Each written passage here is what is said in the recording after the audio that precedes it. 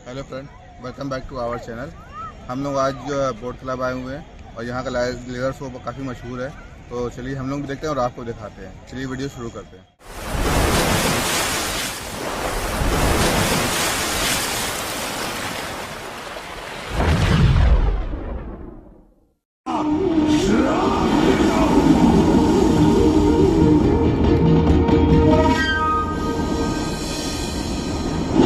इस श्राप के परिणाम स्वरूप स्वर्गलोक से लेकर वैकुंठ धाम तक का सारा वैभव चला गया। जहां स्वर्गलोक में सभी देवता अपना वैभव एवं शक्तियां खो चुके थे, वहीं वैकुंठ धाम में मां लक्ष्मी भी क्षीर सागर की गहराइयों में चली गई। उनके जाते ही सृष्टि का संतुलन बिगड़ने लगा एवं असुर राजा बलि ने तीनों लोक अपने अधीन कर लिए। ये सब देखकर सभी देवतागण अपने श्राप के निवारण हेतु भगवान विष्णु की शरण में जा पहुंचे और कहने लगे, हे पालनहार, हे स्वामी, अब आप ही हमें इस श्राप से मुक्त होने का मार्ग बता सकते हैं, अन्यथा हम अपनी शक्तियों से सदैव वंचित ही रहेंगे और युद्ध में कभी भी असुरों का सामना नहीं कर पाएंगे। हे देवराज, ऋषि दुर्वासा के श्राप से सभी देवतागण जीवन मृत्यु के काल चक्र में बंध चुके हैं। इस काल चक्र एवं श्राप से मुक्त होने के लिए अब केवल एक ही मार्ग शेष है और वो है समुद्र मंथन। इस समुद्र मंथन से निकलने वाले रत्न ही आपके खोए हुए यश, वैभव और कीर्ति को पुनः स्थापित करेंगे। परंतु आपको इस मंथन के लिए असुरों के बल की भी आवश्यकता होगी, क्योंकि उनके बिना यह समुद्र मंथन संभव नहीं है। जैसे आपकी आज्ञा प्रभु। हम असुरों के साथ समुद्र मंथन करने के लिए तैयार हैं। देवताओं और असुरों ने एक मत होकर क्षीर सागर का मंथन करना स्वीकार किया। जहां मंदार पर्वत मथनी के रूप में आए, तो वहीं वासुकी नाग को नेति की भूमिका मिली। भगवान विष्णु ने स्वयं कुर्म अवतार धारण कर मंदार पर्वत को उसका आधार प्रदान किया। क्षीर सागर को मथना शुरू किया गया और 14 रत्नों में सबसे पहले हलाहल विष उत्पन्न हुआ। उस विष के प्रभाव को कोई भी देवता या असुर सहन करने में समर्थ नहीं थे। इस कालकूट विष से सृष्टि का विनाश हो सकता था। इसीलिए इस आपदा से बचाने स्वयं देवों के देव महादेव प्रकट हुए और उन्होंने इस विष का पान किया। ये सब देख मां पार्वती ने विष को भगवान शिव के कंठ तक ही रोक दिया। इस कालकूट विष के प्रभाव से महादेव का कंठ नीला पड़ गया और तभी से उन्हें नीलकंठ के नाम से भी जाना जाने लगा।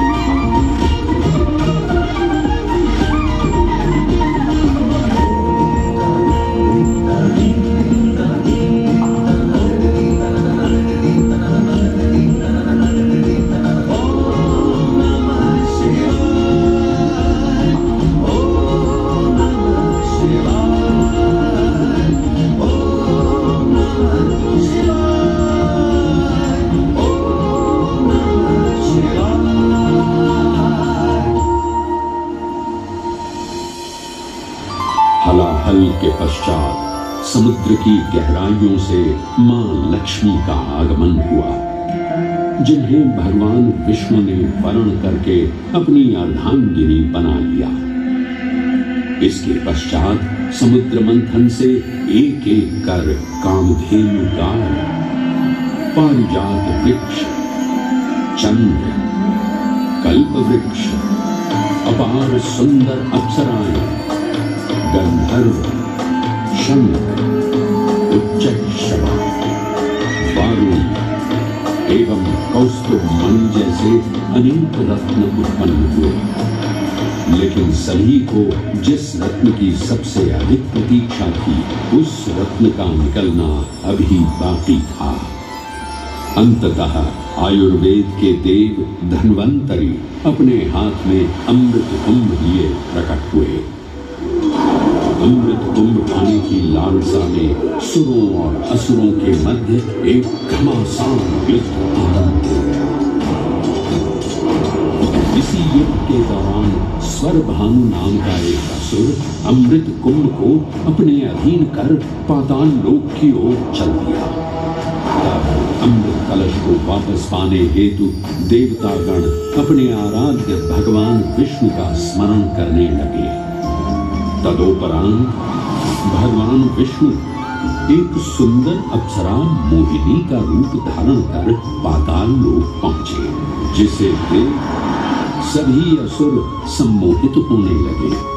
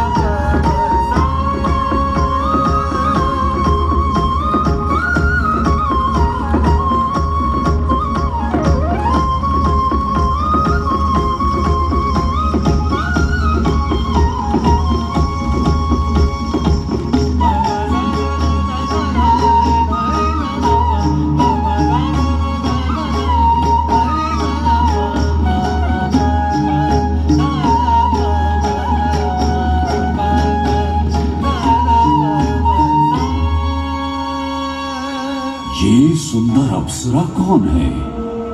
ये कहां से आई है? इसने तो मेरा मन ही मोह लिया। इसे तो मैं ही लेकर रहूंगा। इस सुंदर अप्सरा ने तो हम सबको सम्मोहित कर लिया है। हे सुंदरी, तुम कौन हो और यहाँ क्यों आई हो?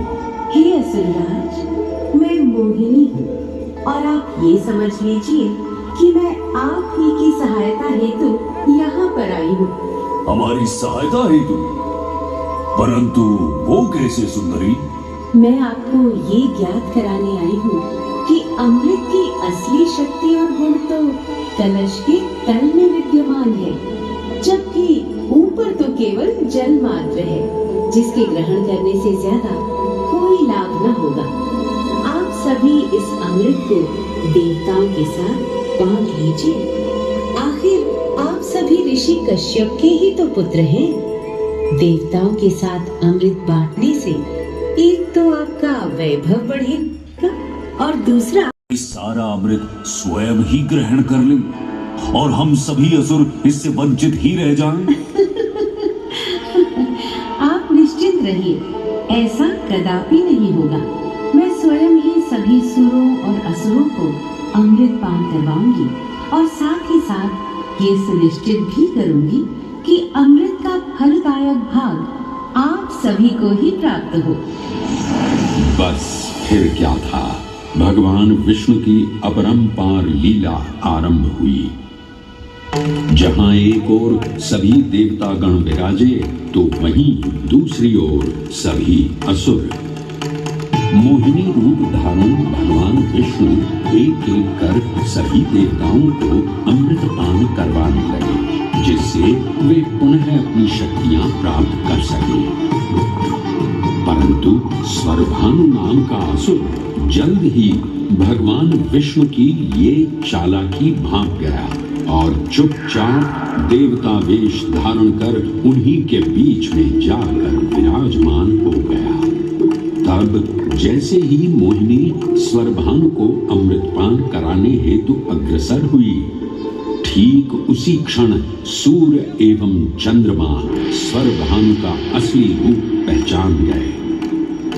ये ज्ञात होते ही भगवान विष्णु अपने मूल रूप में परिवर्तित हो गए और अपने सुदर्शन चक्र से स्वरभानु का सिर धड़ से परंतु तब तक अमृत की 2 बूंदें स्वरभानु के कंठ से उतर चुकी थी, जिसके चलते वो अमरत्व प्राप्त कर चुका था। इस तरह स्वरभानु के कटे हुए सिर के भाग को राहु का नाम मिला और धड़ को केतु के नाम से जाना जाने लगा। माना जाता है कि प्रतिशोध की ज्वाला में ज्वलित राहु एवं केतु सूर्य एवं चंद्रमा पर ग्रहण लगाते हैं। इस प्रकार सूर्य और चंद्र पर ग्रहण लगना राहु और केतु का प्रतिशोध माना जाता है। भगवान विष्णु की ये लीला देख सभी असुर अचंभित हो उठे।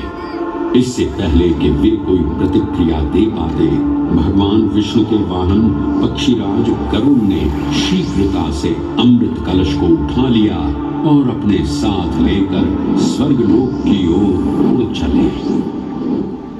कहते हैं पक्षीराज की इस यात्रा के दौरान पृथ्वी पर 4 जगह अमृत की कुछ बूंदें छलक कर गिर पड़ी थी और इन बूंदों से उन नगरों की नदियों के पानी में अमृत जैसे गुण आ गए थे।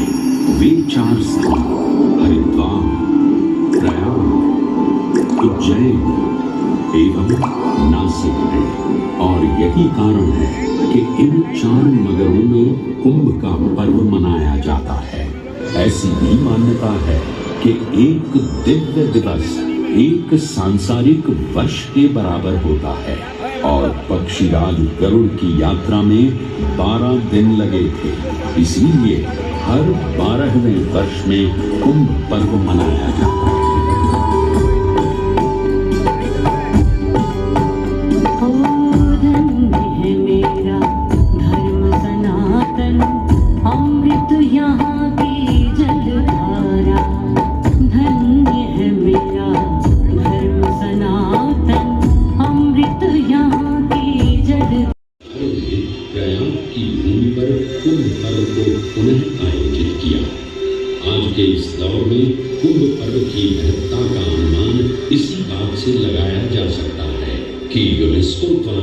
मानवता की अमूर्त सांस्कृतिक विरासत की प्रतिनिधि सूची में इस पर्व को शामिल किया गया है।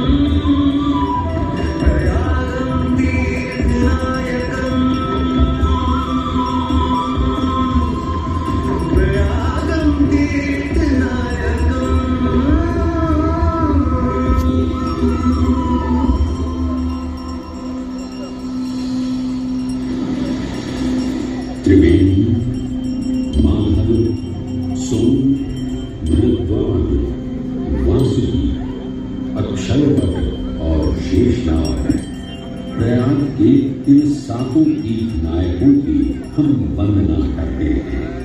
परंतु उक्त 7 तीर्थ नायकों में वेणी माधव का ही प्रमुख स्थान है। त्रिवेणी संगम में स्नान के साथ साथ श्रद्धालु वेणी माधव मंदिर में दर्शन कर भगवान विष्णु का आशीर्वाद भी प्राप्त करते हैं। मान्यताओं के अनुसार वेणी माधव इलाहाबाद किले के परिसर में स्थित पातालपुरी मंदिर में एक पवित्र अक्षय वृक्ष के पत्तों पर एक बालक के रूप में विश्राम करते हैं। पौराणिक कथाओं के अनुसार अक्षय वट एक शाश्वत वृक्ष है जो भगवान विष्णु का स्थायी निवास है, जहां से वे सृष्टि का पुनर्निर्माण करते हैं। त्रेता युग में भी अक्षय वट वृक्ष का उल्लेख देखने को मिलता है। कहा जाता है कि भगवान श्री राम, माता सीता एवं अनुज लक्ष्मण अपने वनवास काल में इस स्थान पर आए थे। वैसे तो भगवान श्री राम का वनवास प्रयाग में श्रृंगी ऋषि को समर्पित श्रृंगवेरपुर धाम से आरंभ होता है। ये वही स्थान है जहां निषादराज गुह ने भगवान श्री राम, माता सीता और अनुज लक्ष्मण को गंगा पार जाने के लिए सहायता प्रदान की थी। श्रृंगवेरपुर से प्रभु श्री राम ऋषि भरद्वाज के आश्रम पहुंचे थे। भरद्वाज मुनि बसहि प्रयागा, गोस्वामी तुलसीदास जी ने रामचरितमानस में ऋषि भरद्वाज का निवास स्थान प्रयागराज ही बताया है। ऋषि भरद्वाज से त्रिवेणी संगम की महिमा सुन प्रभु श्री राम, माता सीता और अनुज लक्ष्मण त्रिवेणी संगम में स्नान कर तीनों नदियों का आशीर्वाद प्राप्त करते हैं। इसी कड़ी में एक प्रचलित कथा के अनुसार संगम तट पर ही माता सीता ने प्रभु श्री राम से महादेव और परम शक्ति मां पार्वती की आराधना करने की अपनी मनोकामना को व्यक्त किया था, जिसके उपरांत प्रभु श्री राम ने यमुना तट पर भगवान भोलेनाथ और मां पार्वती को समर्पित एक मंदिर का निर्माण करवाया, जिसे आज हम मनकामेश्वर मंदिर के नाम से भी जानते हैं। त्रेता युग में स्वयं प्रभु श्री राम ने माता सीता के साथ इसी मंदिर में भगवान शिव एवं मां पार्वती की पूजा अर्चना कर उनसे आशीर्वाद प्राप्त किया था। महादेव के इस प्राचीन मंदिर से अगर थोड़ा आगे चले तो उन्हीं के अंशावतार पवन पुत्र हनुमान जी का मंदिर भी विद्यमान है।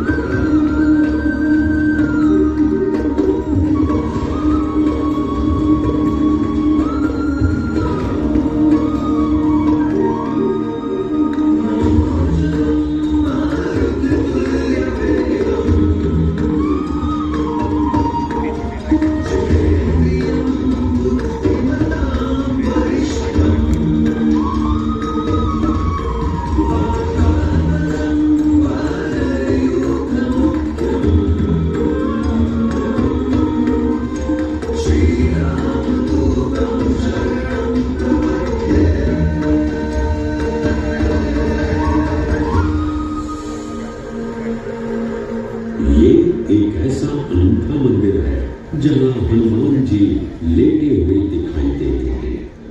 प्रचलित कथाओं की माने तो हनुमान जी के आदेशानुसार बाघंबरी बाबा को इस तट पर उत्खनन करते समय हनुमान जी की एक दिव्य मूर्ति प्राप्त हुई थी, जिसके फलस्वरूप आज यहाँ बड़े हनुमान जी का मंदिर है।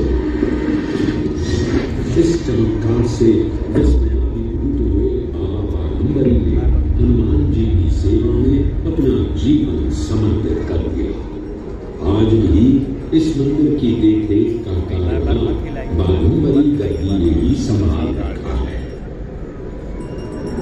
पुराण एवं अनेक धार्मिक ग्रंथों में वर्णित प्रयाग क्षेत्र के कौशाम्बी का उल्लेख देखने को मिलता है। कौशाम्बी प्राचीन भारतीय वत्स महाजनपद की राजधानी थी। गौतम बुद्ध ने अपने तपस्वी जीवन के 6ठे और 9वें वर्ष यही बिताए और अपने अनुयायियों को कई महत्वपूर्ण धर्मोपदेश भी दिए।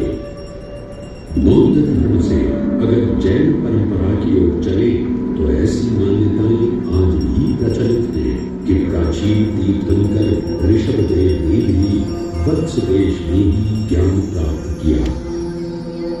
इसके अलावा छठे जैन तीर्थंकर पद्म प्रभु का जन्म इक्ष्वाकु वंश में राजा श्रीधर और रानी सुसीमा देवी के घर कौशाम्बी में ही हुआ था।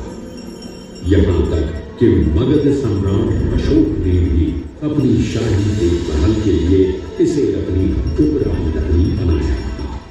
तथ्यों को टटोलें तो अशोक की लाट आज भी इस क्षेत्र में देखने को मिलती है। धार्मिक विविधता से परिपूर्ण प्रयाग क्षेत्र एक ऐसा अनूठा क्षेत्र है जहां ज्ञान का प्रकाश फैलाने सिख गुरु भी पधारे हैं। प्रयागराज के अहियापुर में स्थित गुरुद्वारा पक्की संगत साहिब इसी की एक बेजोड़ निशानी है। माना जाता है कि श्री गुरु तेग बहादुर जी अपनी यात्रा के दौरान 6 महीने इसी स्थान पर रुके। यहाँ वे प्रार्थना और ध्यान करते थे, इसलिए इसे तप स्थान भी कहा गया है। ये कहना गलत नहीं होगा कि त्रिवेणी संगम के तट पर गुरुओं और संतों की शिक्षाओं का अनोखा समावेश है। ये गुरुद्वारा पक्की संगत साहिब इलाहाबाद के नाम से कुछ समय के लिए चर्चित ये प्रयागराज आज भी जीवंत है। धर्म और संस्कृति का अनूठा इतिहास संजोए हुए तीर्थराज प्रयागराज में वेणीनाथ, शिव और शक्ति के विभिन्न स्वरूप आज भी विद्यमान हैं, जो इस पावन क्षेत्र को अद्वितीय बनाते हैं। प्रयागराज की इतनी विशाल पृष्ठभूमि समझने के बाद लगता है कि ये कहना कभी गलत नहीं होगा कि प्रयागराज सिर्फ एक शहर नहीं बल्कि अपने अंदर दैवीयता, विविधता और धार्मिकता को संजोए हमारा पूर्ण गौरवशाली इतिहास है।